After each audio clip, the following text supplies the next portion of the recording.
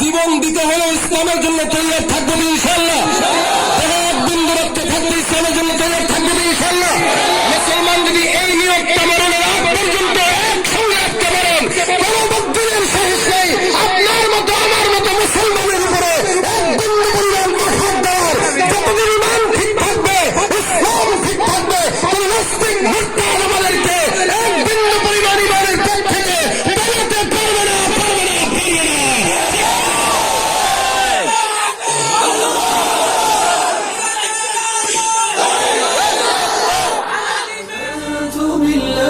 وملائكته وكتبه ورسله واليوم الآخر والقدر خيره وشره من الله. وزير العلم وسيع الحلم كثير الغفران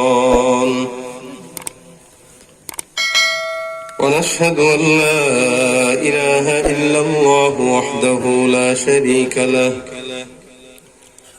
ونشهد أن سيدنا وسندنا وحبيبنا وحبيب ربنا وطبيبنا وطبيب قلوبنا ومولانا محمدا عبده ورسوله صلى الله تعالى عليه وعلى آله وأصحابه وبارك وسلم تسليما كثيرا كثيرا.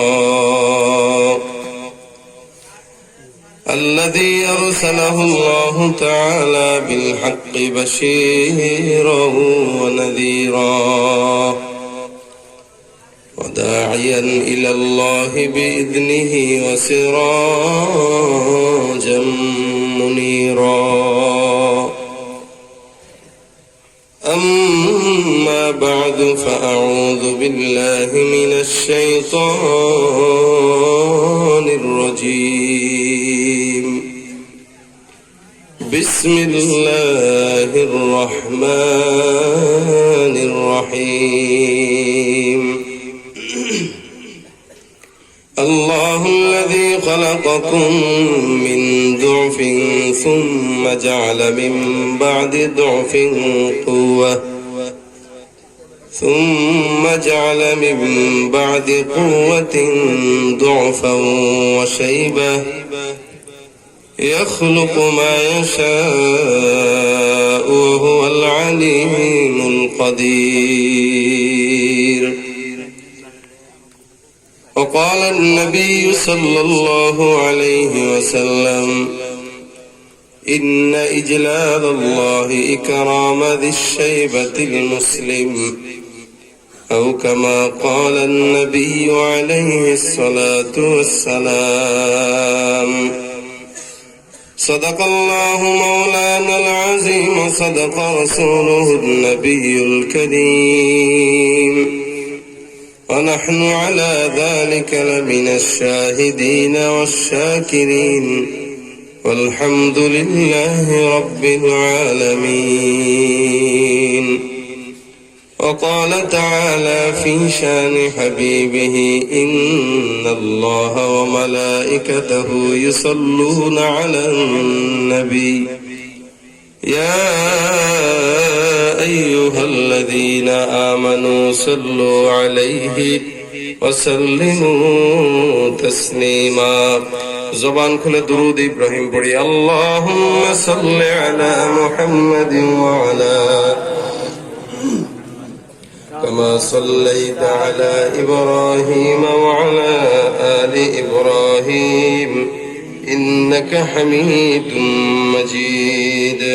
اللهم بارك على محمد وعلى آل محمد كما باركت على إبراهيم وعلى آل إبراهيم إنك حميد مجيد.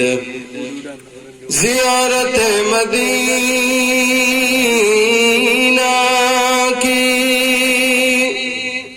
دل میں ہے تمنا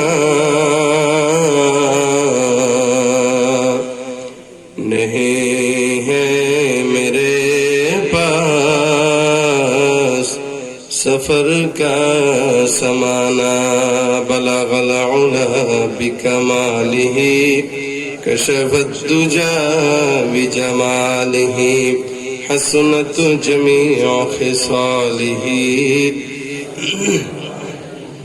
وآله لا إله إلا الله لا إله إلا الله لا إله إلا الله لا إله إلا الله لا إله إلا الله لا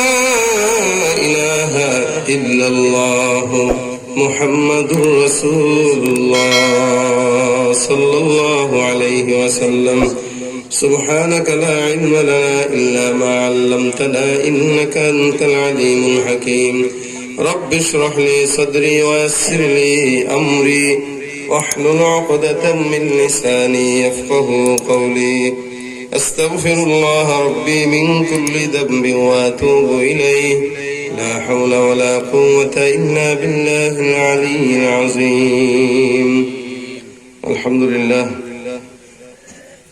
সোনাকান্দা বাইতুল ফালাহ জামে মসজিদ ও নুরানী মক্তবের উদ্যোগে আয়োজিত ১৬তম বার্ষিক ওয়াজ ও দোয়ার মাহফিলের আজকের সম্মানিত সভাপতি, প্রধান অতিথি সহ দিন প্রিয় ইসলাম প্রিয় ভাইরা, পর্দার আড়ালে অবস্থানরত মা ও বোনেরা, আল্লাহ পাক রব্বুল আলামিনের দরবারে অসংখ্য শুকর।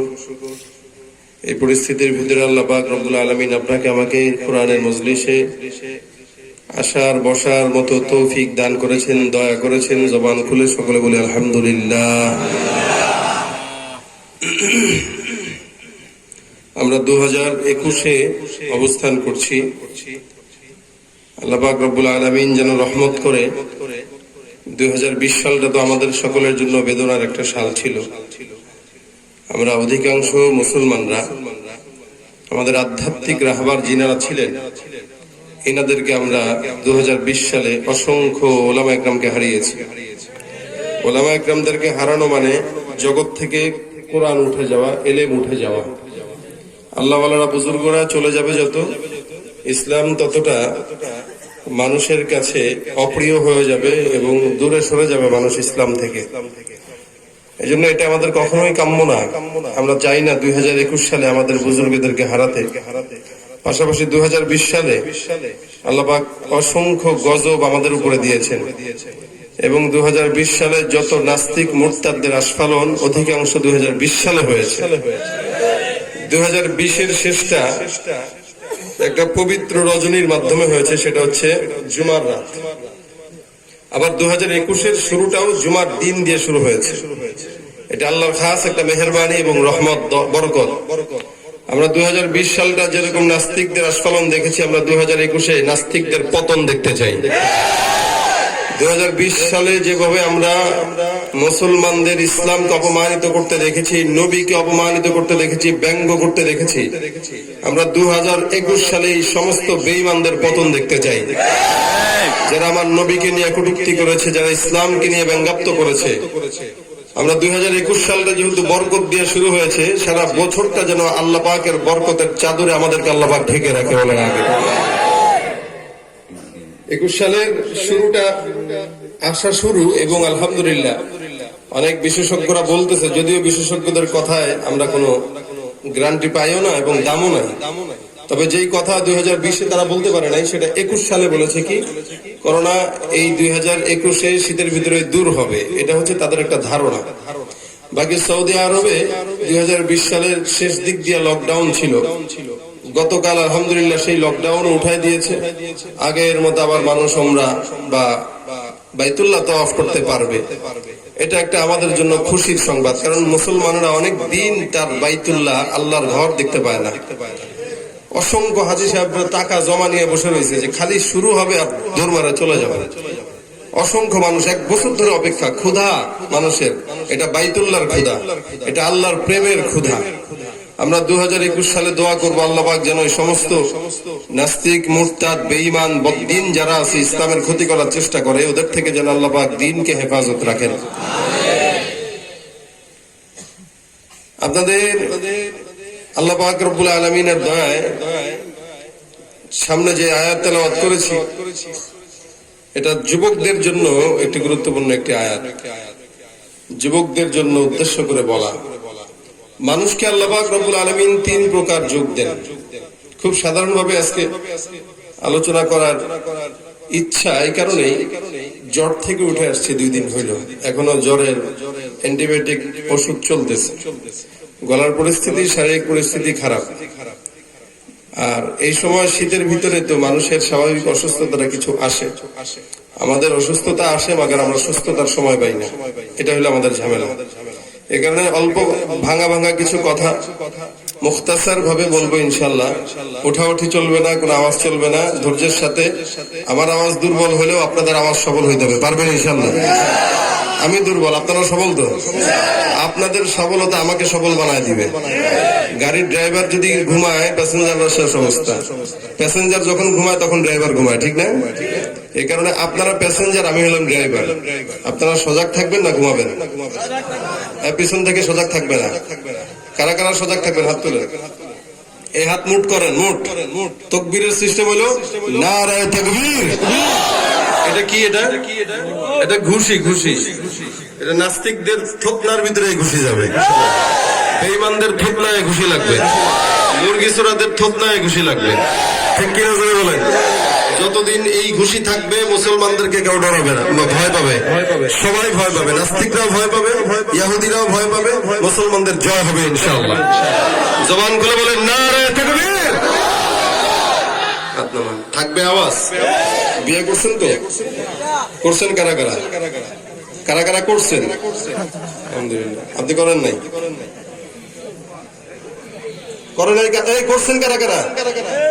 অনেকে হাত তুলতেছে না, 2টা মনে হয় করার ইচ্ছা। আলহামদুলিল্লাহ। নারায়ে তাকবীর।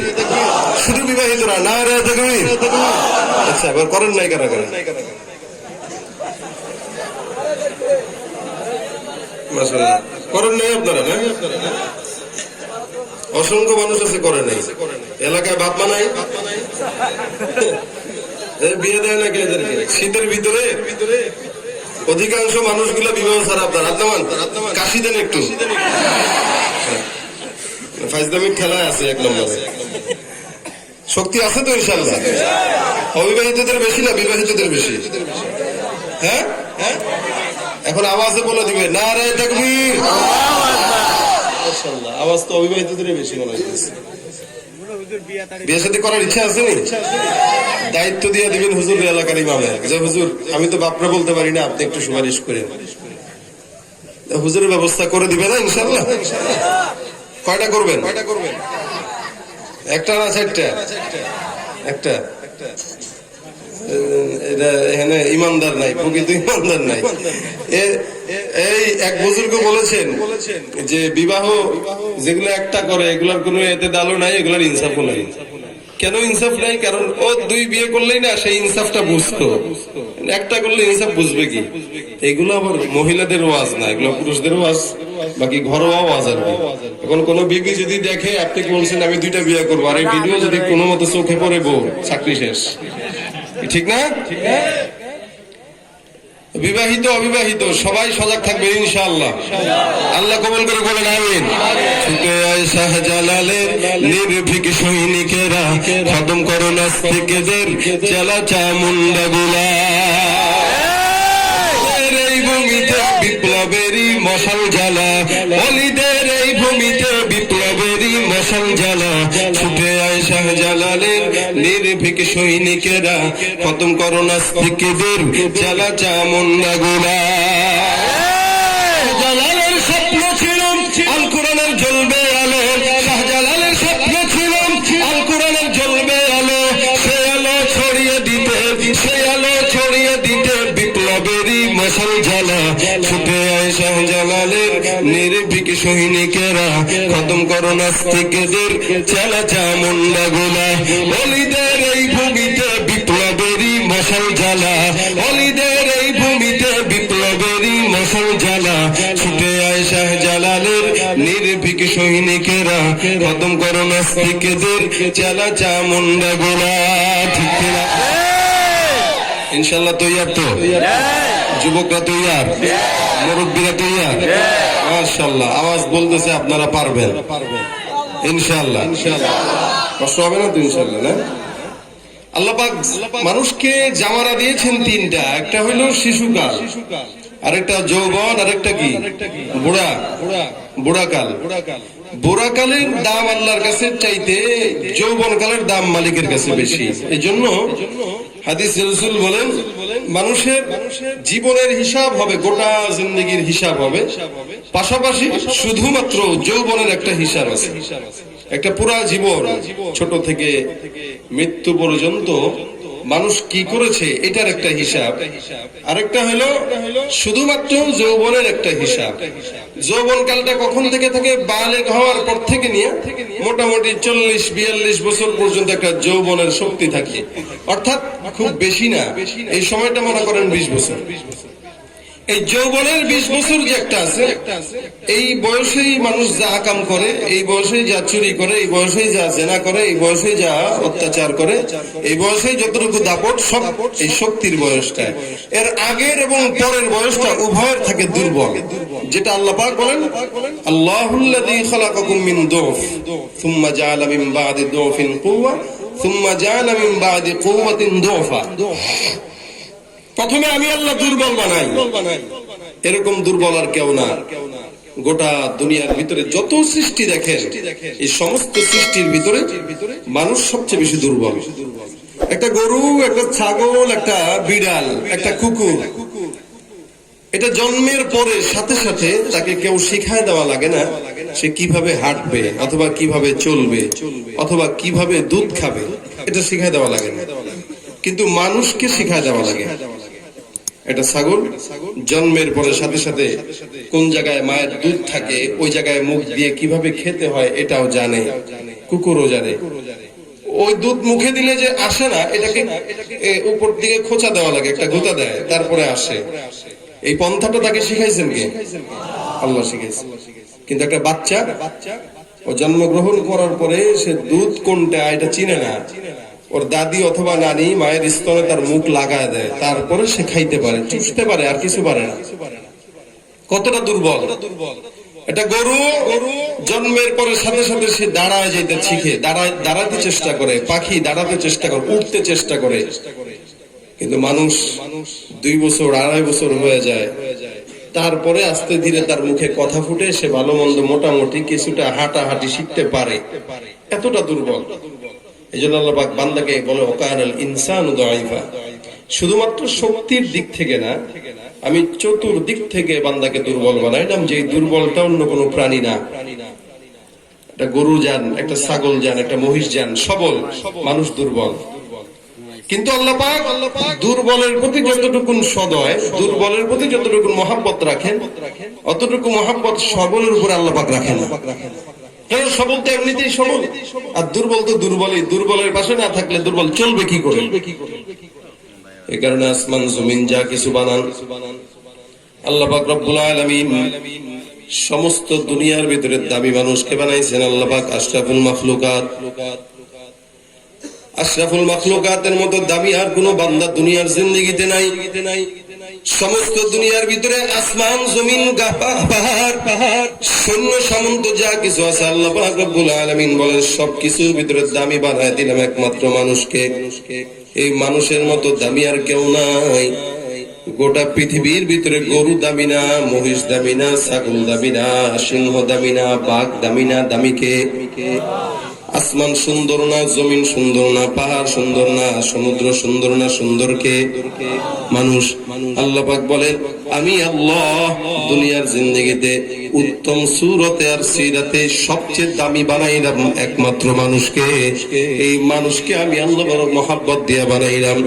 আসমান জমিনটা আল্লাহ পাক রব্বুল আলামিন বানায়, কেমনে বানায়? বলে ইন্নামা আমরুহু ইযা আরাদা শাইআন আন ইয়াকুলা লাহু কুন ফায়াকুন।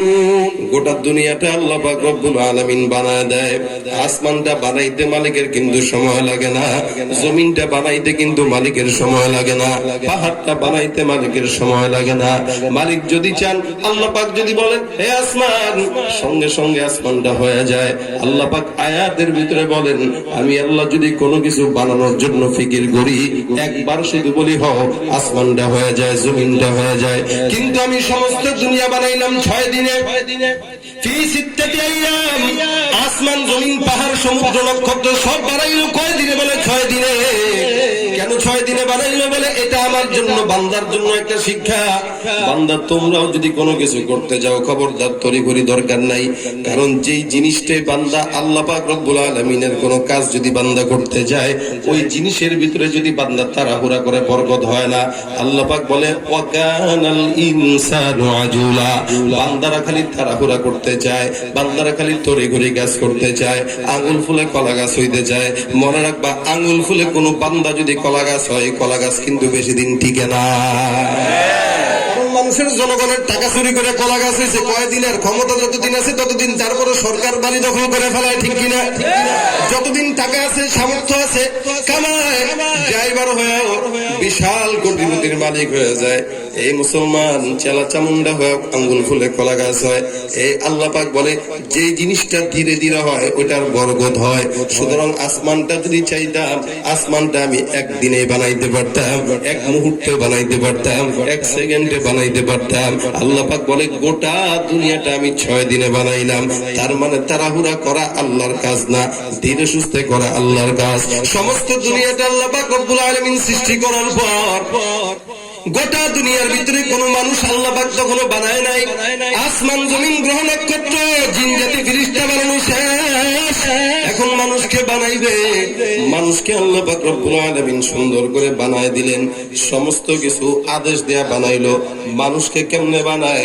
আল্লাহ পাক বলে আমি আল্লাহ যখন মানুষকে বানানোর ফিকির করলাম, মানুষকে সুন্দর করে আমি আল্লাহ মাটি দিয়া সুন্দর করে মূর্তি আকারে সামনে ফেলায় রাখলাম বানায়া।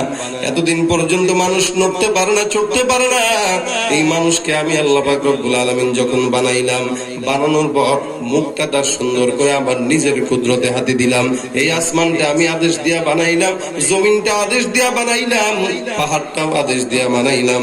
মাগার মানুষ যখন বানাই, এই মানুষকে আদেশ দিয়া না, আমি আল্লাহ আমার নিজের কুদরতের হাত দিয়া বান্দাকে বানায় দিলাম। চক্ষুটা আল্লাহ পাক রব্বুল আলামিন লেপে লেপে বানায়, জবানটা লেপে লেপে বানায়, গালটা লেপে লেপে বানায়। কার হাতে? আল্লাহ পাক বলে খালাকতুকা বিয়াদাইয়া বানি আদম, হে বনি আদম আমি আল্লাহ আমার নিজের কুদরতি হাত দিয়া বানাইলাম।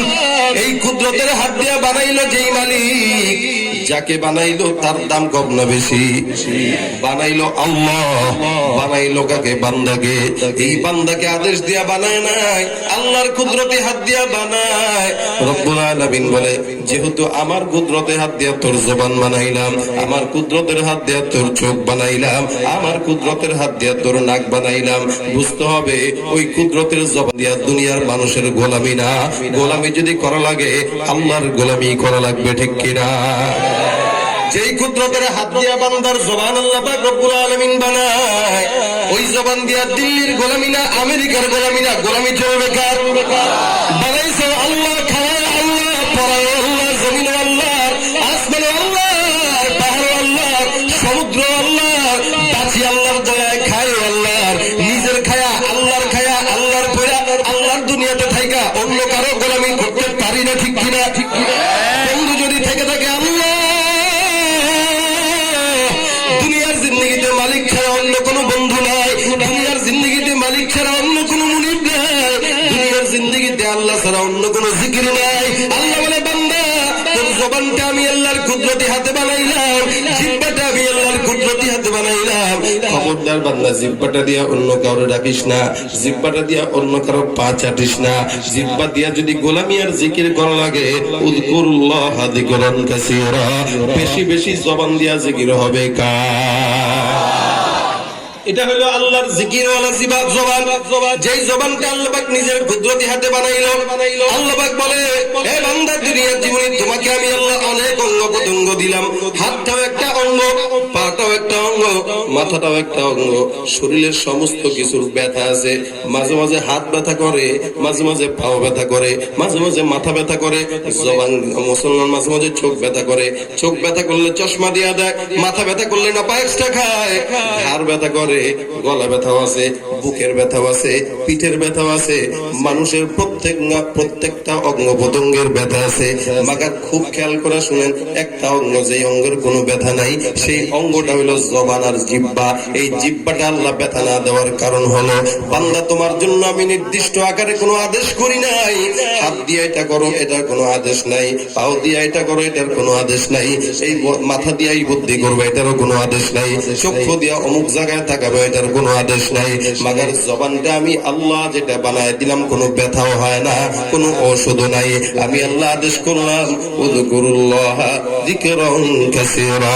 বান্দার জবানটা আমি আল্লাহ দান করলাম। এই জবান দিয়া 24টা ঘন্টা যদি ডাকতে হয়, গোলামি করতে হয়, একমাত্র ডাক হবে আল্লাহ আল্লাহ আল্লাহ, ঠিক কিনা? এটা হলো জবানের কাজ।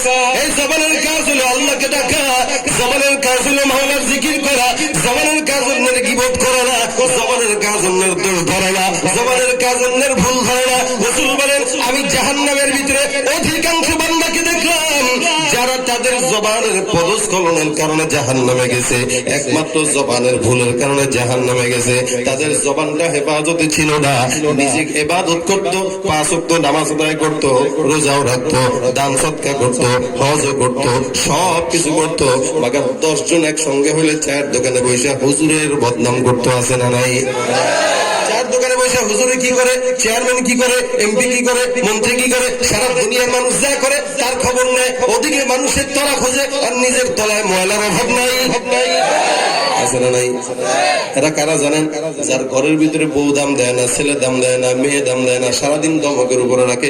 এ চিন্তা করছে দাম পাবো কই, অবশেষে মসজিদের ইমাম আর মুয়াজ্জিনের কাছে দাম নিতে যায়।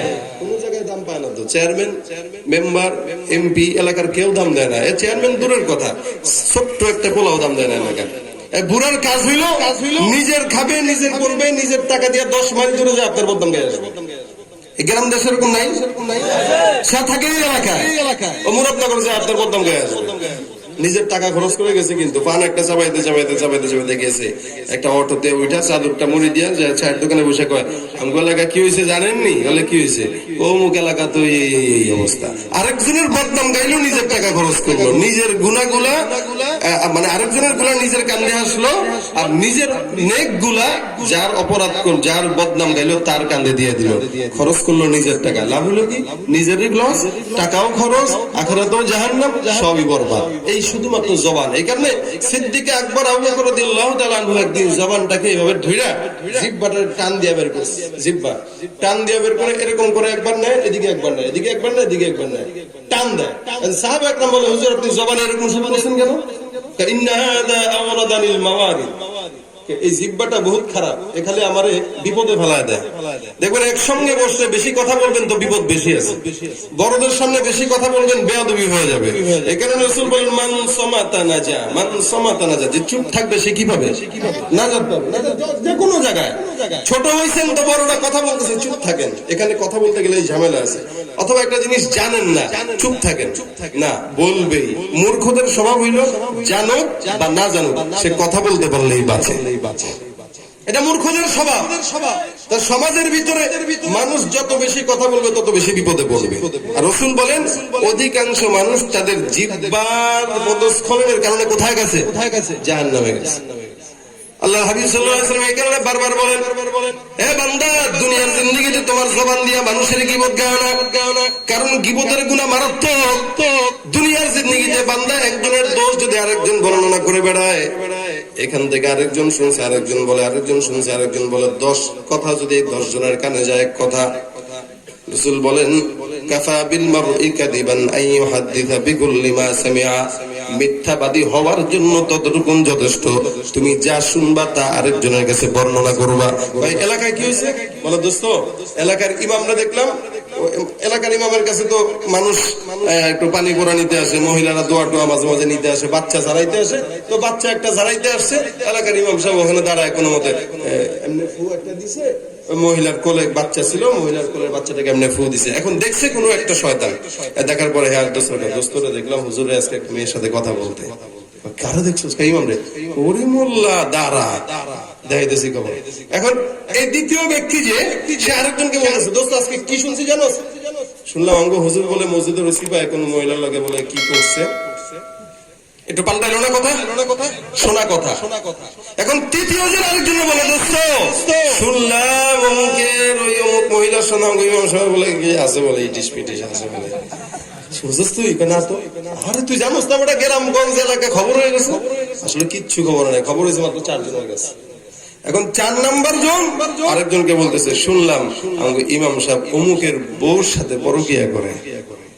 এখন এইটা করতে করতে 10 নম্বরে হয়ে গেছে। হে কয়, আরে শুনলাম তো হুজুর বলে মহিলা বলে পেটে হুজুরের বাচ্চা আছে।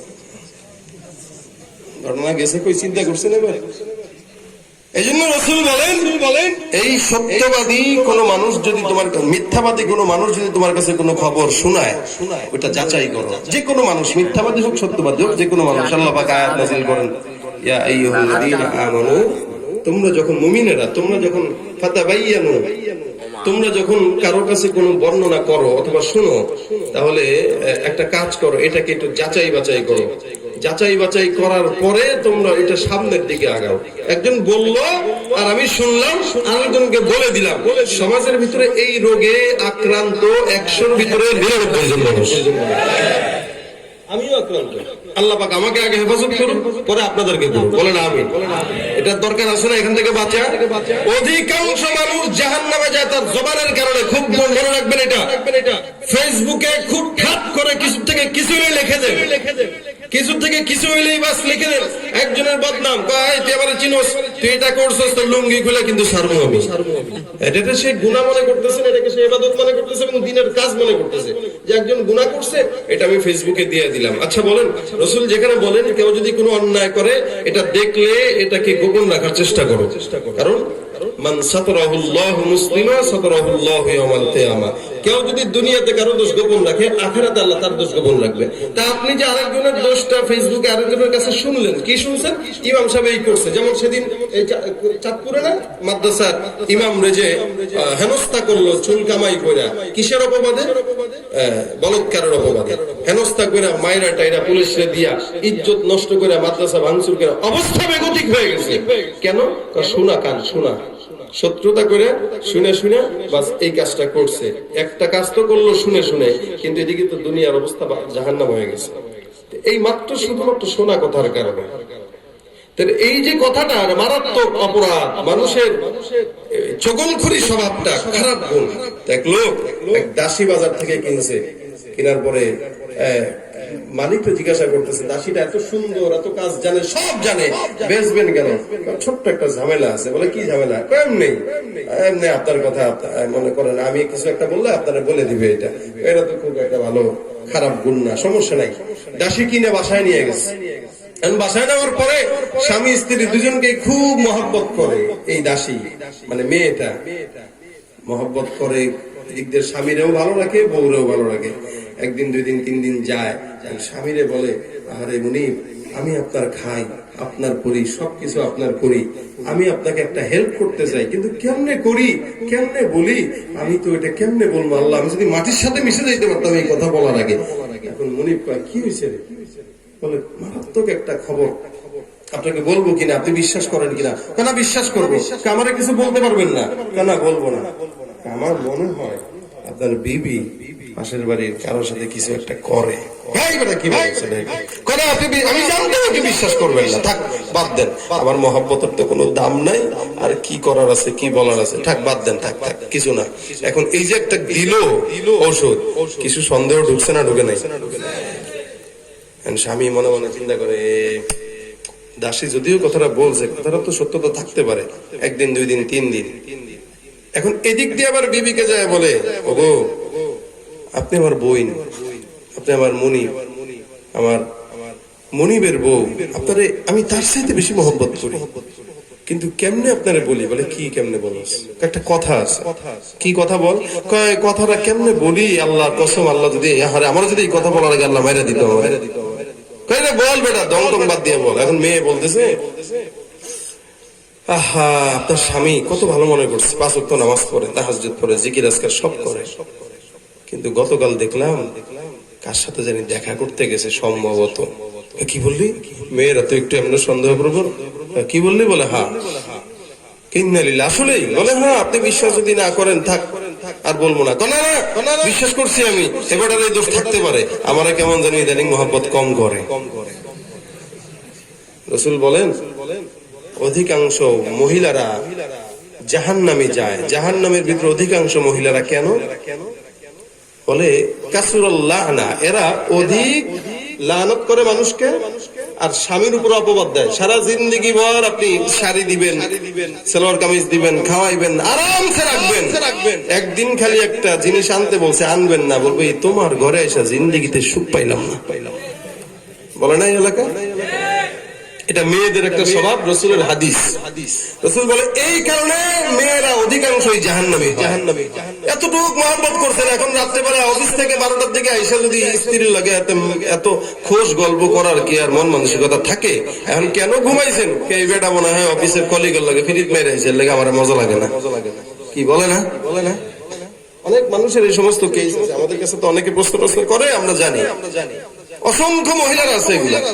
এখন এই বেচারি যে শুনছে, বেচারির অবস্থা এখন বেগতিক। একদিন যায়, 2 দিন যায়, 3 দিন যায়, 4 দিন যায়, প্রমাণ কি? এখন আচ্ছা বলতো, এখন একদিন মহিলা ডাক দিয়া বলতেছে একটা কাজ করো, কি করলে আমার স্বামীরা আমার দিকে করতে পারে, তাবিজ তুই দিতে পারবি? তাবিজের বড়টা দিতে পারবো, কি লাগবে আপনার বলেন। দাসীরে বলতেছে একটা কাজ কর, আমার একটু তাবিজ পড়াই না দে, স্বামী যেন আমার আমি ছাড়া আর কিচ্ছু যেন না বুঝে। তারা তো একটা জিনিস দরকার আছে। কি দরকার? আপনার একটা কাজ করতে হবে, কাজটা বড় একটা কাজ, সেটা আপনি স্বামীকে প্রত্যেকদিন মহব্বত বাড়ায় দিবেন। হে তো আমার মহব্বত বাড়ায় না। ঠিক আছে, তাহলে একটা কাজ করেন, কাজটা হলো স্বামীর এই যে গর্দান, এই গর্দানের চুল আমার কাছে কাইটা দিবেন এক গোছা, এটা যেন সে না জানে, এই চুল দিয়ে তারে তাবিজ টাবিজ করা হবে। ঠিক আছে। ওদিক দিয়ে স্বামীরা কি বলছে, কাহা কেমনে আপনারা বলি, আজকে তো একটা জিনিস দেখলাম। বলে কি দেখলাম? দেখলাম ওই যেই বেটার সাথে আপনার বোর সম্পর্ক, ওর সাথে চুক্তি হয়েছে, সম্ভবত আজকে রাত আপনারা মারতে আসবে, আপনি কিন্তু আজকে রাত্রে একটু সজাগ থেকে খবরদার। বলে কেন, কেমনে মারতে আসবে? চাকু নিয়ে আজকে আপনারে, সম্ভবত আমি যেটা শুনলাম আর কি, আমি তো কিছু জানি না, আমি যা শুনি তাই তো আপনারা বলি, আপনারা আজকে চাকু দিয়ে মনে হয় গর্দানে কাটতে আসতে পারে, একটু সাবধানে দেখেন। আচ্ছা গেল, উভয়ের কাছে উভয় কথা। রাত্রেবেলা স্বামী ঘুমাইছে সুন্দর করে, চোখ মিট মিট করে তাকায় আছে, এদিক দিয়ে বউ চাকু নিয়ে আস্তে আস্তে আসতেছে। বোর নিয়ত ভালো না খারাপ? ভালো। কি নিবে সে? এদিক থেকে চুলটা একটু নিবে আর কি, এদিক থেকে। এখন সে চুরি নিয়ে আস্তে আস্তে আস্তে আস্তে এসে মোটামুটি বিছানার উপরে বসে এই জায়গায় হাত দিছে।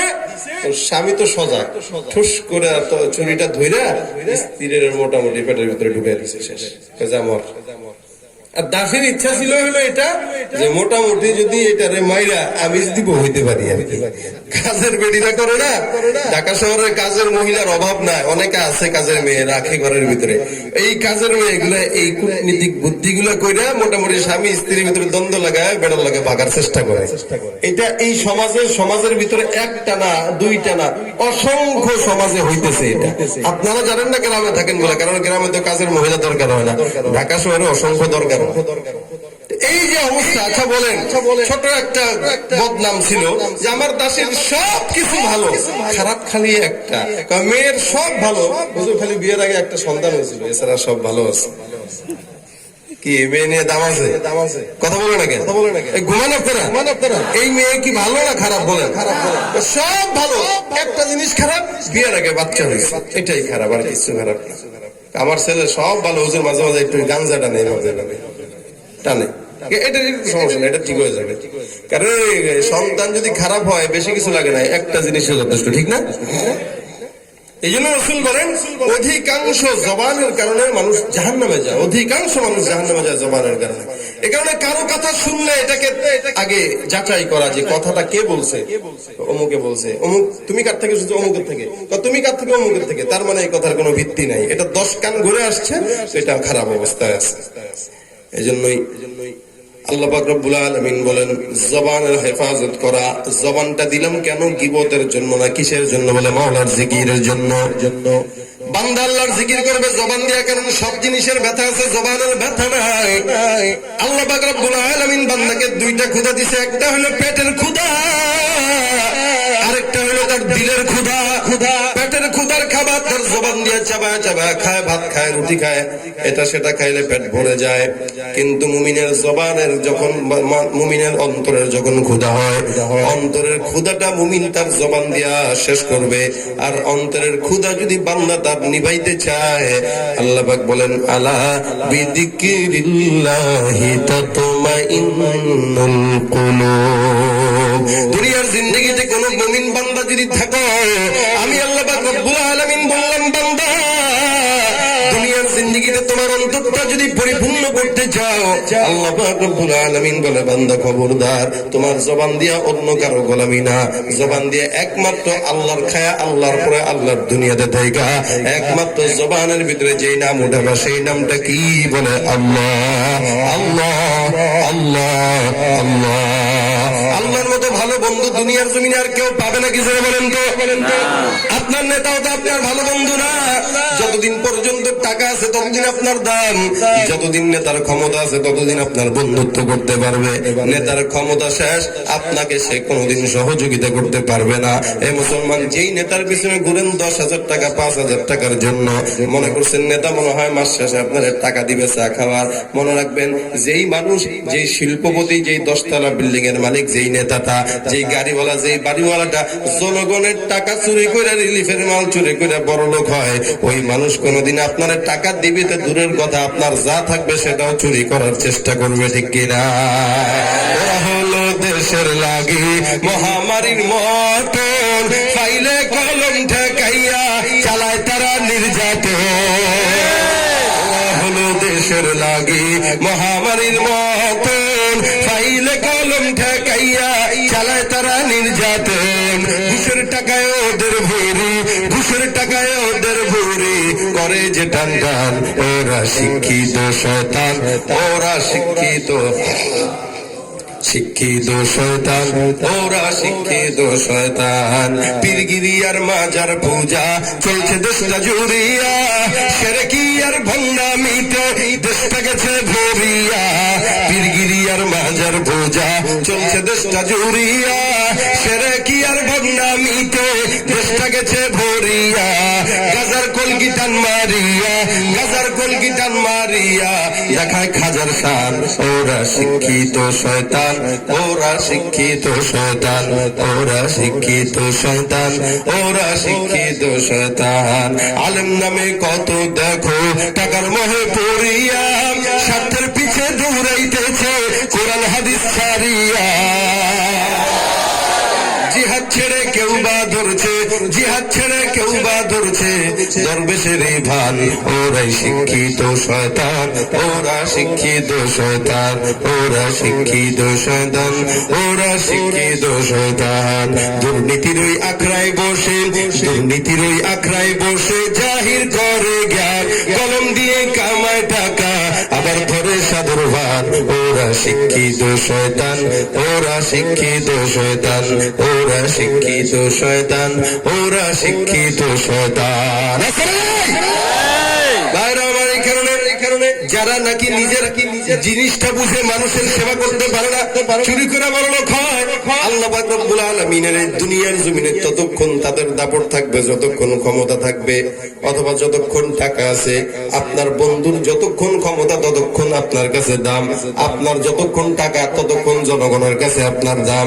আল্লাহ পাক বলে এই কারণে যেই মানুষের ক্ষমতা ফুরায় যায়, যেই মানুষের অর্থ ফুরায় যায়, ওই মানুষের কাছে তুমি নিজের বন্ধুত্বের প্রকাশ করো না।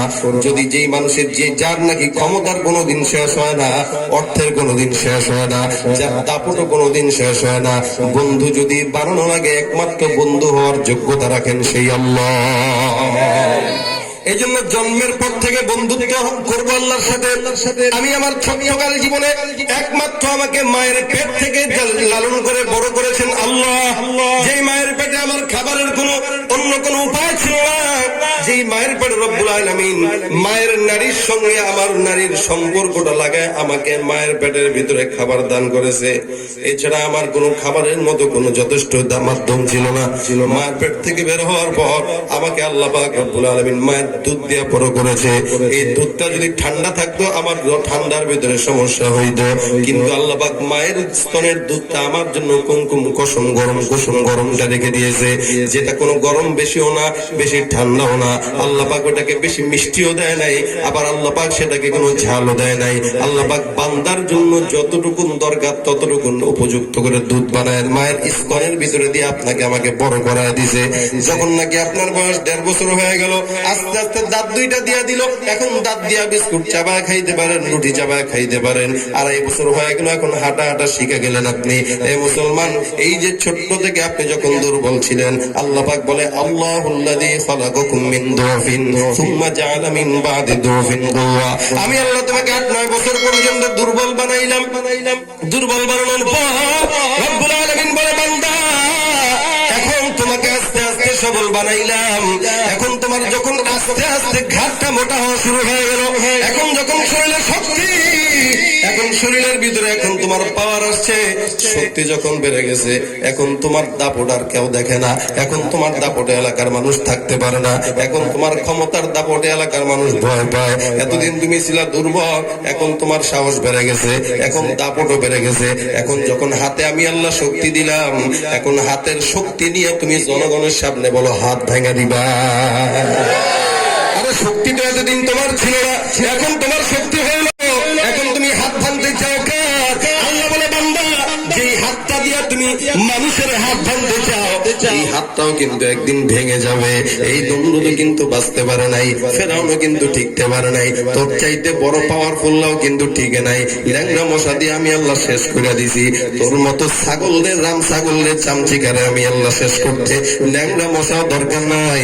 আমি আল্লাহ পিঁপড়া দিয়েও কিন্তু তোরে শেষ করতে পারি, আমি আল্লাহ গজব দিয়েও কিন্তু শেষ করতে পারি।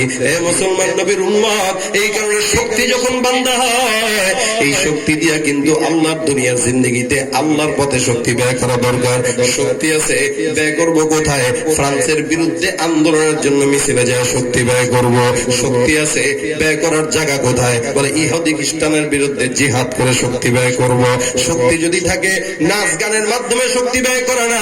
আল্লাহ বলে বান্দা এই সময় কেমন খতরনাক সময়, এই জন্য হাদিস শরীফে রাসূল বলেন কোন বান্দা যদি দুনিয়ার জিন্দেগিতে তার যৌবনটা আল্লাহ পাকের ইবাদতে সময় কাটায় দেয়, আল্লাহ পাক রব্বুল আলামিন আরশের ময়দানে 7 প্রকার মানুষকে সেদিন ছায়া দান করবে।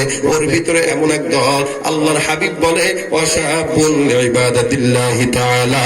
ওই শক্তি পাওয়ার পর যৌবন বয়সটা যে বান্দাটা আল্লাহর রেজামন্দি আর ইবাদতে কাটাইছে, ঠিক কিনা? এই জন্য যৌবন বয়সটা, যৌবন আসতে গানের কনসার্টে যাবো না, মাহফিলে আসবো। যৌবন বয়সটা কাটাইতে প্যান্ডেলে ওয়াজ মাহফিলে না যায়, ওই যদি কোনো জায়গায় গানের কনসার্টে যায়, তাহলে যৌবনটা ভালো পথে ব্যয় হয় না। আল্লাহ পাক বলে যখন যেটা দিলাম ওই জিনিসটা পাওয়ার পর রাসূল কারীম হাদিসের ভিতরে বলেন শেষ হওয়ার আগে ওই জিনিসটার কদর করো। যৌবন শেষ হওয়ার আগে যৌবনের কদর করো। যৌবন আছে সিগারেট বাদ দাও, যৌবন বয়সের দাড়িটা উঠায় দাও। যৌবন আছে সিগারেট বাদ দাও, গাঞ্জা বাদ দাও, ইয়াবা বাদ দাও, মানুষের সঙ্গে খারাপ ব্যবহার বাদ দাও। এই মুসলমান, তুমি একদিন দুর্বল ছিল, তুমি কিন্তু সবল ছিল না। আল্লাহ আল্লাহ পাক বলে এই সবল হওয়ার পর আবারও তোমাকে দুর্বল হওয়া লাগবে না, লাগবে না, লাগবে না। যারা 80 বছরের বয়স তাদেরকে জিজ্ঞাসা করেন, ক্ষমতা কিন্তু তাদেরও ছিল, ছিল না? ক্ষমতা তাদেরও ছিল, তারাও দাপট দেখাইছে, কিন্তু এখন শেষ, থুরথুরে বুড়া, এখন এলাকার পিচ্ছিও তারা দাম দেয় না, নাতিও দাম দেয় না, চারার কোনো দাম নাই। যৌবন বয়সে যতটুকু ইবাদত করতে পারবেন, মুরব্বী বয়সে ততটুকু করা যায় না, যায়? আরে যৌবন বয়সে শীতের বেলায় 1 ওযু দিয়ে 4 ওয়াক্ত নামাজ পড়া যায়, আসর পড়া যায়, মাগরিব পড়া যায়, এশা পড়া যায়, পরে ওযু ভাঙে না। আর বুড়া যখন হয় তখন 1 ওয়াক্তের ওযু একবার করলে 1 ওয়াক্ত নামাজ পড়া যায় না। হাত ধুইছে, মুখ ধুইছে, নাকে পানি নিছে, মোটামুটি মাথা মাছে করবে, সবকিছু শেষ, ওযু শেষ হয়ে যায়। মানে 1 ওযুর জন্য 3 বার বদলায় পানি নেওয়া লাগে, কি নাই? কি নাই? আবার নামাজে দাঁড়ায় গেছে, এবং মসজিদে ঢুকবে, মানে ওযু করছে, ওযু শেষ, মোটামুটি একটু উঠছে, ওঠার পরে এই যে পেটে একটা চাপ লাগছে, উঠতে যায়, ওই চাপে আবার ওযু শেষ। নাতি বলে, কি ব্যাপার দাদা, ফসফস আওয়াজ খালি কিছুক্ষণ পর পর আসে, তুইও তো একদিন বুড়া হবি, ফসফস তুইও করবি। তাহলে আপনার আমার মতো শক্তি একসময় তারও ছিল, 1 ওযুতে সেও মোটামুটি 3 ওয়াক্ত নামাজ পড়ছে, কিন্তু এখন আর বেল নাই, কিন্তু এখন নামাজের দিকে ঝুঁকছে। আল্লাহ কয়, যখন ঝুঁকার দরকার ছিল তখন ঝুঁকস নাই, এখন বুড়া বয়সে মসজিদে ধরে লাভ কি? এখন টাইম তো, ঘরে তো আর কেউ দাম দেয় না, যাবে কই? এজন্য মসজিদে এসে পড়ে থাকে। কিন্তু যৌবন বয়সে যদি ঘরে দাম পাওয়ার পরে, সমাজে দাম পাওয়ার পরেও মসজিদটাকে তার আসল বাড়ি বানায় ফেলায়, তাহলেই না আরশের ছায়াতলে আশ্রয় নেওয়ার কথা, ঠিক না? ঠিক না? এজন্য শক্তি থাকে, মगर শক্তিকে শেষ হওয়ার আগে কাজে লাগানো লাগে। যৌবন কাল পায়া যুবকেরা বাস মাস্তি করে বেড়ায়, 31st নাইট পায়া খুব হুলস্থুল অবস্থা। কক্সবাজার গেলে মোটামুটি দোস্ত, এই বয়সটা হইলো প্রীতির বয়স, স্কুলে বড় স্কোয়াডের লগে করছোস, একটাও না, দুর্বটা ব্যাক কল, আমি করছি কটা জানোস, এইটা নিয়ে মোটামুটি 21টা 22টা বার হয়ে যাচ্ছে। মানে দেখ, সোভানো লাগবে না, নাউজুবিল্লাহ লাগবে। হুন্ডার ভিতরে তলে যদি একজনের বসায়, মোটামুটি ওরে জোর বাড়ে। আগে যদি চালাইতো 50-এ, এখন একটা লেডিস বসানোর পরে টান হয়ে গেছে 120-এ। নাই নাই, গাছের নিচে নিচে বসে বসে যুবকরা, মাশাআল্লাহ এখন তো স্কুল কলেজ বন্ধ, দেখা যায় কম। ওটা খুললে মোটামুটি স্কুলের নাম দিয়া, কোচিং সেন্টারের নাম দিয়া, গাছের নিচে কোচিং সেন্টার বানায় ফেলায় যুবকেরা। গাছের নিচে কোচিং, প্রত্যেকটা গাছের নিচে কোচিং সেন্টার। কি করো? কোচিং করতেছি, এটা কোচিং। ছাত্র একজন, টিচার একজন, ঠিক না? ঠিক না? ছাত্রী একজন, টিচার একজন, কোচিং সেন্টার খুলে গেছে। বাস যৌবনের তাড়নায় পুরা করে এগুলা। কে বয়সে না করলে কোন বয়সে করবো? বয়স তো এটাই। আরে বর্তমানে বয়স লাগে না, এখন বুড়ারাও এগুলা করে। নাই নাই, বয়স হয়ে গেছে, 5 বাচ্চার বাপ, 50 বছর হয়ে গেছে, বাস দাড়ি টাড়ি কামায় মোটামুটি এমন মেয়ের সাথে বসছে যে সাথে নাতির বয়সই হবে, নাতনির বয়স, এটার সাথে বিরিদ মারতেছে। সমাজ কোন দিকে গেছে বলেন? মানুষ কিভাবে ভালো থাকবে? দুনিয়ার যেই পরিস্থিতি, ভালো থাকার কোনো পরিবেশ নেই। এজন্য ভাইরা, আল্লাহ পাক এটাকে শক্তিশালী জীবন দিয়েছে। জীবনটা শেষ হওয়ার আগে এটাকে কাজে লাগানো, এটা রাসূলের হাদিস। আল্লাহ পাক রব্বুল আলামিন বলেন, আল্লাযী খালাকাকুম মিন দুফিন সুম্মা জাআলা মিন বাদি দুফিন কুওয়া সুম্মা জাআলা মিন বাদি কুওয়াতিন দুফান ওয়া শাইবা। হে বান্দা, এই শক্তিশালীর জীবনটা পার হওয়ার পর আবার আরেকটা জিন্দেগি আসবে, যে জিন্দেগিটা তুমি আবার দুর্বল হবা। আগে যখন দুর্বল ছিল, এখন আবার দুর্বল হবা। আগের দুর্বলের ছিল সাইজটা ছোট, এখন সাইজটা বড়। আগের দুর্বলের সাইজ ছিল 1 হাত, এখন সাইজ হলো বিশাল বড়, 3.5 হাত। এ মুসলমান, কিন্তু দুর্বল তো হওয়াই লাগবে, মাগার এই দুই দুর্বলের মাঝখানে যে সবলতা জিন্দেগি আছে, ওইটাকে কাজে লাগাও। আবার যখন দুর্বল তুমি হয়ে যাবা, ওদিক দিয়ে আল্লাহ পাক বলে, বান্দা, যাকে আমি আল্লাহ দুর্বল বানাই না, তাকে তোমরা সম্মান করো, শ্রদ্ধা করো। রাসূল বলেন, কেউ যদি আল্লাহকে সহযোগিতা করতে চায়, ইন্না ইজলালাল্লাহি ইকরামাদিশ শাইবাতিল মুসলিম, কোন বান্দা যদি আল্লাহ রাব্বুল আলামিনকে সহযোগিতা করতে চায়, ওই বান্দাটা যেন এই মুরব্বিদের সহযোগিতা করে। সুবহানাল্লাহ। একটা এলাকার মুরব্বি, একটা বয়সে বড় মানুষ, যে একে সহযোগিতা করা, আল্লাহর সহযোগিতা করা, এর বোঝা বহন করা, আল্লাহর বোঝা বহন করা। আল্লাহ ডাক দিয়া বলবে, বান্দা, আমি অসুস্থ ছিলাম, আমাকে সেবা করো নাই, ক্ষুধার্ত ছিলাম, খাওয়া নাই, আমি শীতের ভিতরে বস্ত্রহীন ছিলাম, বস্ত্র দাও নাই। মালিক বান্দা ডাক দিয়া বলবে, আল্লাহ, তুমি আবার কেমনে ক্ষুধার্ত থাকো, তুমি আবার কেমনে অসহায় থাকো? রব্বুল আলামিন বলে, আমি মুরব্বী ছিলাম, আমার বান্দা মুরব্বী ছিল, বান্দাকে সহযোগিতা করো নাই, আমাকেও সহযোগিতা হয় নাই। কোন মুসলমান যদি কোন মুরব্বীকে সম্মান করে, আমি আল্লাহকে সম্মান করা হবে।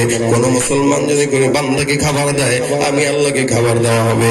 এই কারণে হাদিস শরীফে রাসূল বলে, কোন বান্দা যদি মুরব্বীদেরকে দেখলে শ্রদ্ধা না করে, জওয়ানদের বাচ্চাদেরকে দেখলে স্নেহ না করে, ওই ব্যক্তিটা কোনোদিন আবার উম্মত হতে পারে না।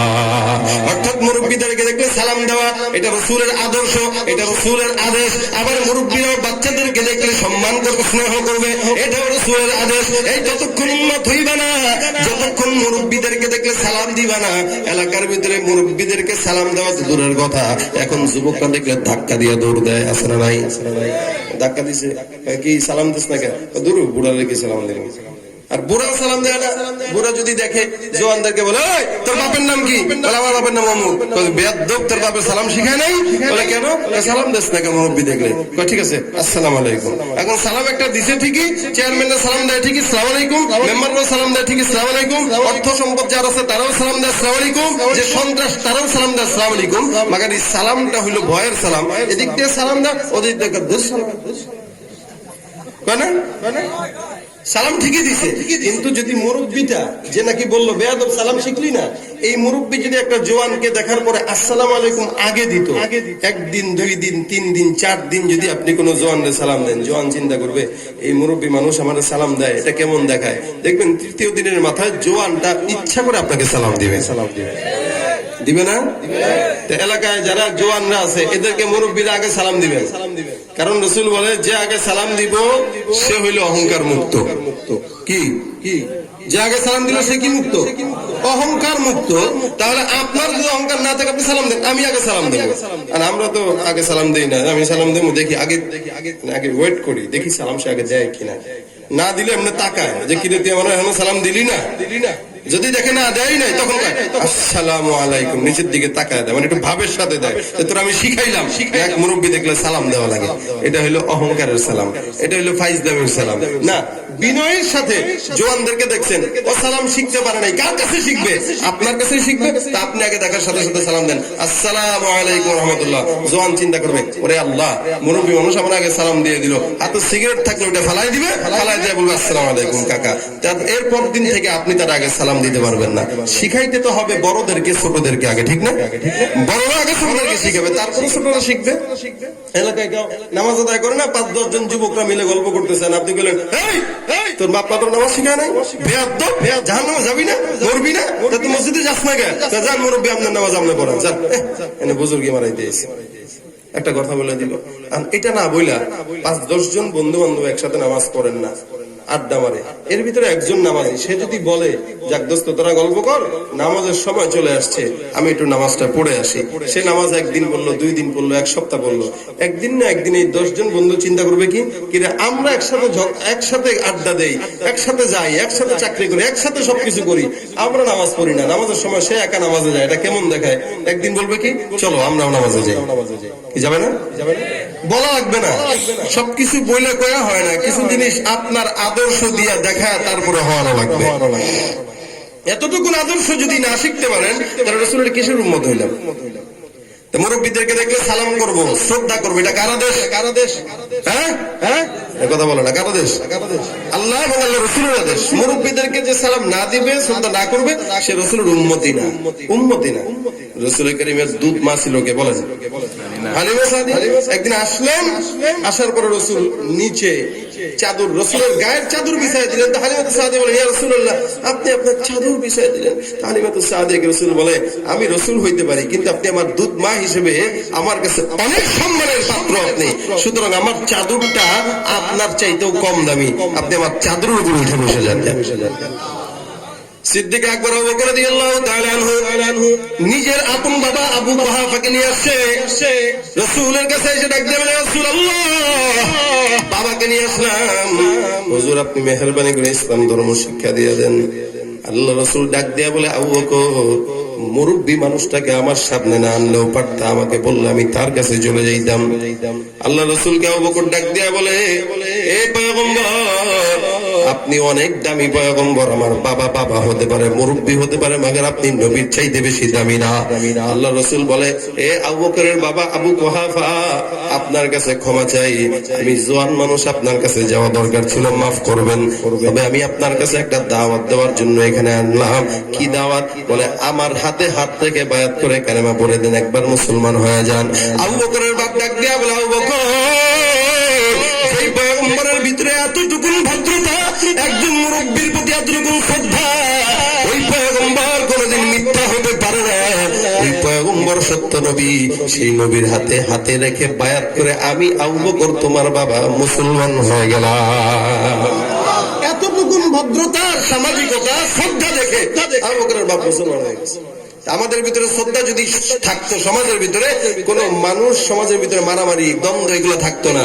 আমরা আমার বড় ভাইকে শ্রদ্ধা জানি না, মাকে শ্রদ্ধা করতে জানি না, বাপকে শ্রদ্ধা করতে জানি না, মারও পর্যন্ত গালি দেয়, বাপরে পর্যন্ত গালি দেয়, নিজের সাথে আঘাত আনলে তাদেরকেও আমরা বিক্রি করতে তৈরি হয়ে যাই।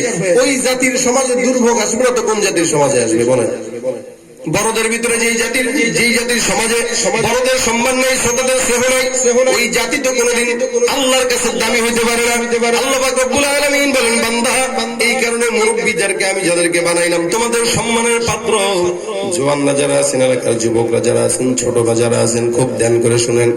আজকে থেকে নিয়ত করব, আল্লাহকে সহযোগিতা করার দরকার আছে না নাই? বেশি না কম? তাহলে রাসূল বলেন, কেউ যদি আল্লাহকে সহযোগিতা করতে চায়, সাহায্য করতে চায়, সম্মান করতে চায়, ওই বান্দাটা যেন তার মুরব্বীদেরকে দেখে সম্মান করে, আগে আগে সালাম দেয়, আগে আগে শ্রদ্ধা করে। মুরব্বীকে শ্রদ্ধা করা, সম্মান করা, আল্লাহকে শ্রদ্ধা করা, সম্মান করার সমান। মুরব্বীদেরকে দেখতে সালাম দেবো তো ইনশাআল্লাহ? জওয়ানরা ইনশাআল্লাহ দেবেন তো? মাকে আমরা ঘরের ভিতরে এগুলো আমরা লজ্জা পাই, মাকে সালাম দিতে, বাবাকে সালাম দিতে লজ্জা পাই। লজ্জা কিসের? সবচেয়ে কাছের বন্ধু তো আমার বাবা অথবা মা, এর চাইতে ভালো বন্ধু তার কেউ হইতে পারে না। এখন এখানে বাবা মাদের কিছু মিস্টেক থাকে, বাপ মারা সন্তানকে আপন বানাইতে পারে না বলেই সন্তান অন্য বন্ধুরা আপন বানায় করে, যত সব কিছু করে বন্ধুকে জানায় করে, বাপ মাকে না জানায় ইগনোর করে বন্ধুর কাছে চলে যায়। এখানে বাপ মার কমিউনিকেশন গ্যাপ থাকার কারণে এটা হয়। এই জন্য বাপ মারাও মনে করতে হবে আমার সন্তানটা আমার বন্ধু, সন্তানকেও মনে করতে হবে বাপ মা বন্ধু, তাহলে এদের ভিতরে আন্ডারস্ট্যান্ডিং ভালো হবে। ঠিক না? সব বলবেন, বিয়ে করতে মন চাই বন্ধুরা না, বাপ্পাই বলবেন, আব্বা গো বিয়ে শাদী করতে মন চাইতেছে, দিবেন না?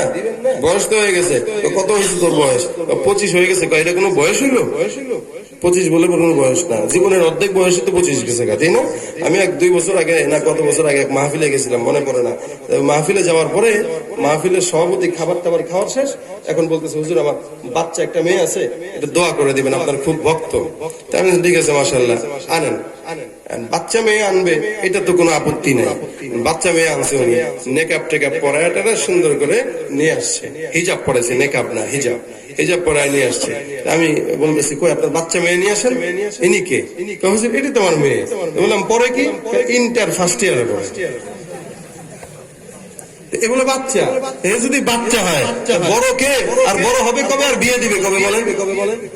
অনার্স পাস করতেছি, এখন আমার মেয়ে বাচ্চা, বিয়ে দেয় না। এদিক দিয়ে অবস্থা বেগতিক, কিন্তু সব শেষ। এদিক দিয়ে বাচ্চা মেয়ে, এদিক বাচ্চা ছেলে। বাচ্চা ছেলে বয়স কত? 26 বছর হয়েছে মাত্র। এই ছেলেরা বিয়ে দিলে এতদিন পর্যন্ত 6 বছরের বাচ্চার বয়স হয়ে যেত। হইতো না? তাহলে বলেন, বিয়ে করবে কবে? বাচ্চা হবে কবে? এমন বয়সে বিয়ে করবেন যে বয়সে নাতির ঘরের ফুতি টুতি সুতি হুতি যা আছে সব দেখতে পারো। এমন বয়সে বিয়ে করে 40 বছর বয়সে অথবা 35 বছর বয়সে। 35 বছর বয়সে বিয়ে করছে। এখন এই বুড়া আর যে বুড়ি নতুন আইছে, নতুন বউ হিসেবে যে বুড়ি আসছে, এই বুড়া বুড়ি এখন হানিমুন করে আরো 10 বছর। বয়স হয়ে গেছে 50, বাচ্চা নেয় নাই এতদিন। এখন কই বাচ্চা তো আর হয় না। আজমির শরীফে যায়, বাবা একটা বাচ্চা যদি দেন। অথচ এতদিন কিন্তু বাচ্চা হওয়ার বয়স পার হয়ে গেছে, বুড়ি হয়ে গেছে। আর বাচ্চা হইব কি? আজমির শরীফে গেলে বাচ্চা হয়, দেওয়ানবাগির কাছে গেলে বাচ্চা হয়, হ্যাঁ পীর সাহেবের কাছে গেলে বাচ্চা হইব। পীর সাহেব কবে ঠিক আছে আমানত রেখা যান আমার কাছে বাচ্চা আল্লাহ দিয়ে। সব কথা তো বলা যায় না, তাই না? এমনি তো হয়। আজমির শরীফ কি বাচ্চা দেওয়ার মালিক? হ্যাঁ, বাচ্চা দেয় কে? বাবা সুস্থ আসার সময় 2টা ওরস দেখেছি, 2টা ওরস সামনে রোডে। ওরস, এই ওরসে কি হয়? গাঞ্জা খাওয়া হয়। নাচানাচি হয়, ঠিক না? কোন বুজুর্গরা কি বলে গেছে আমাকে কবর হয় সেই করবা সেই করবা, গান বাজনা বাজাবা, বলে গেছে এগুলা? বাবার কাছে যায়, বাবার কাছে সুস্থতার দোয়া করবা। আরে বাপ যদি সুস্থ দেওয়ার ক্ষমতা রাখতো, বাবার যদি কবরে যাওয়ার পরে কথা বলার ক্ষমতা থাকতো, বাপ বলতো কি জানেন, বেটা আমি নিজে অসুস্থ হয়ে দেওয়ান বাকি হয়ে মরছি, বেটা তোরে কি সুস্থ বানাবো? চাইবেন কার কাছে? আজীবন এরকম বিয়ে শাদী করে দেরি করছে, এখন বাবার কাছে যায় সন্তান যায়। বাবা সন্তান দেওয়ার কিছু না, সময় মতো বিয়ে করবেন, সময় মতো বাচ্চা হবে। এরপরে বিয়ে করার পরে আরো 10 বছর বাচ্চা হয় না, কয় না এই দেশে 2টি সন্তানের বেশি নয়, একটি হলেই ভালো হয়। কয়দিন পরে না হওয়ার দরকার নেই, তোরা বুড়া বুড়ি এক লগে থাক, তাই ভালো। এজন্য তো আল্লাহর বান্দা যেমন আল্লাহর জন্য, বান্দার জন্য আল্লাহ তেমন। আগে আল্লাহ পাক ঘরকে ঘর সন্তান দিত, এক একটা ঘরের ভিতরে 10টা 12টা করে সন্তান হইতো না আগে? আমার বাপ দাদারা, আমার বাপ চাচারা হইলে 10 ভাই, আলহামদুলিল্লাহ। কিন্তু আমার বাপে এসে 4 জনে আটকায় গেছে, আমি এসে 2 জনে আটকাইছি। আমাদের পরবর্তী প্রজন্মরা এরা চিন্তা, আমাদের নিয়ত এটা না যে আর হবে না বা নেব না, এরকম না। ইনশাআল্লাহ রাসূল বলেন তাযাওয়াজুল ওয়াদুদ ওয়াল ওয়ালুদ ফাইন্নী মুকাসিরুন বিকুমুল উমাম, যেই নারী বেশি সন্তান দিতে পারে এমন নারী বিয়ে করো, আমি উম্মতকে নিয়ে আল্লাহর কাছে বেটাগিরি দেখাবো যে দেখছেন কত উম্মত আমার, দেখছেন এগুলো। এজন্য বেশি বেশি সন্তান জন্ম দিবেন, বেশি বেশি হোক। একটা হইলে রাখবেন ওমর, একটা আবু বকর, একটা ওসমান, একটা আলী, একটা মোহাম্মদ, একটা ঈসা, একটা মুসা, একটা ইব্রাহিম, যা হয় সব নবী আর সাহাবীদের নাম রেখে দিবেন। যা হয় হইতে থাক, যা হয় হইতে থাক, খাওয়াইবো কে? আর যদি বলেন 2টি সন্তানের বেশি নয়, একটি হলে ভালো হয়, আল্লাহ তোর একটার দরকার নেই, তোরা জামাই গোরা এক লগে থাক। কামাইছে অসংখ্য কোটি কোটি টাকা, খাওয়ানোর কেউ নাই, পরে খাইবো কে? পরে ওই পিঁপড়ায় খায় সম্পদ, ঠিক না? অথবা সরকার ওই টাকা সম্পদ নিজের সরকার বাজেয়াপ্ত করে দেয়। আজীবন কুত্তার মতো কামাইছে, কোনো লাভ হয় নাই। আর সন্তান যদি বেশি হয়, টাকা পয়সা যদি অল্পও থাকে, খাওয়ার লোক তো অভাব নাই, ঠিক না? আর টাকা পয়সা বেশি থাকলে আলাদা একটা পাওয়ার থাকে এলাকায়। আপনার যদি 10টা সন্তান থাকে, এলাকায় কি কেউ থাকবে আপনার বিরুদ্ধে যাওয়ার? আপনি কি বলেন ফাজলামি করস কার লগে? চিনোস কয়টা আছে আমার? কয়টা? 10টা আছে। একটারে কিছু করবি, একদম 10টা মিলে এসে বিধান শুরু করবি। আর আপনার কেউ নাই, আপনার বউ একা অথবা সন্তান একটা, আপনি যে বেটাগিরি দেখান, পিটাইলে আপনার হুঁশ আছে কেন?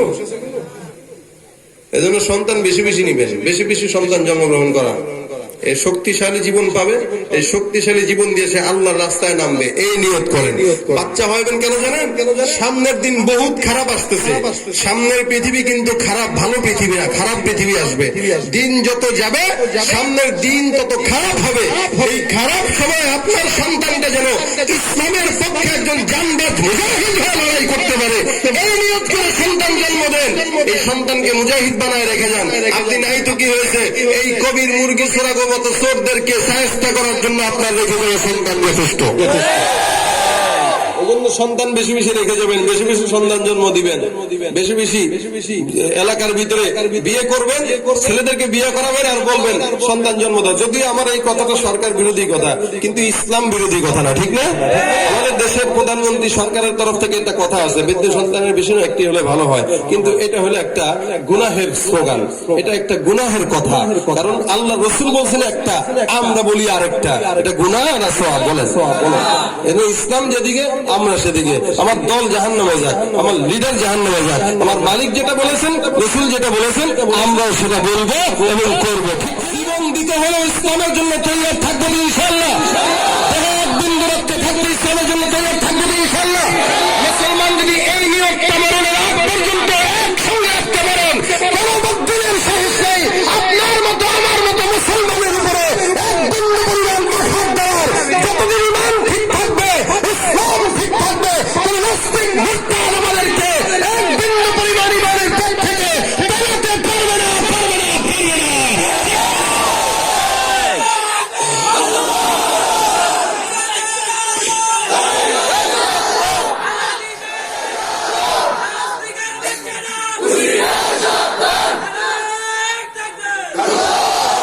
ইসলামের জন্য তৈরি থাকবেন ইনশাআল্লাহ।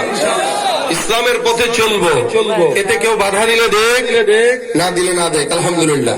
কিন্তু বাধা দিলেও চলা লাগবে। আমার যত বড় লিডার মানি, দিন শেষে এখানে যারা দল করেন, আমাদের প্রত্যেকের দল একটা, ইসলাম, ঠিক না?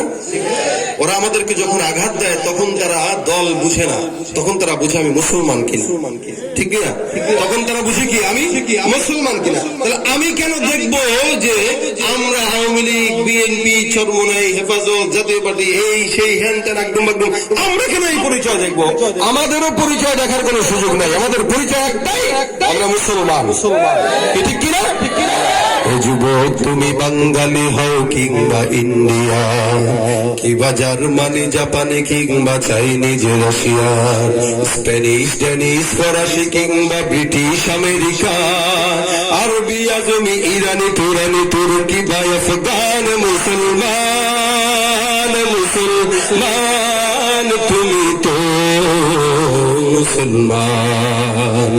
তুমি সাদা হও কিবা কালো হও, দেখো রক্ত তোমার লাল, সুখী হও কিবা দুঃখী হও, দেখো ইমানের ভেজাল, কাছে রও কিবা দূরে রও, তবু কাবাই তোমার ঘর, স্লোগানে তোমার কেঁপে উঠে আজ পৃথিবীটা থর থর, মৃত্যু তোমায় জানাই সালাম, দূরে থাকে শয়তান, মুসলমান, মুসলমান তুমি তো মুসলমান। দেখিরা পরিচয় কি?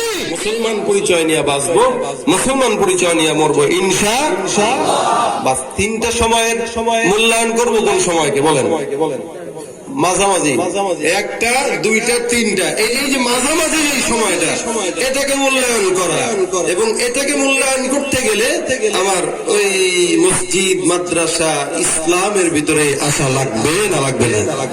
যতই এটাতে পছন্দ না করেন, যতই মোল্লাদের বিরুদ্ধে বলেন, যত ইসলামের বিরুদ্ধে অবস্থান নেন, এখানে আসা লাগবেই। আপনার বাপেও আসছে, আপনিও আসবেন, আপনার পুতেও আসবে, কি ঠিক না? দাদাও আসছিল। ইসলাম ছাড়া দেশে কোনো কিছু টিকে নাই, টিকবেও না ইনশাআল্লাহ।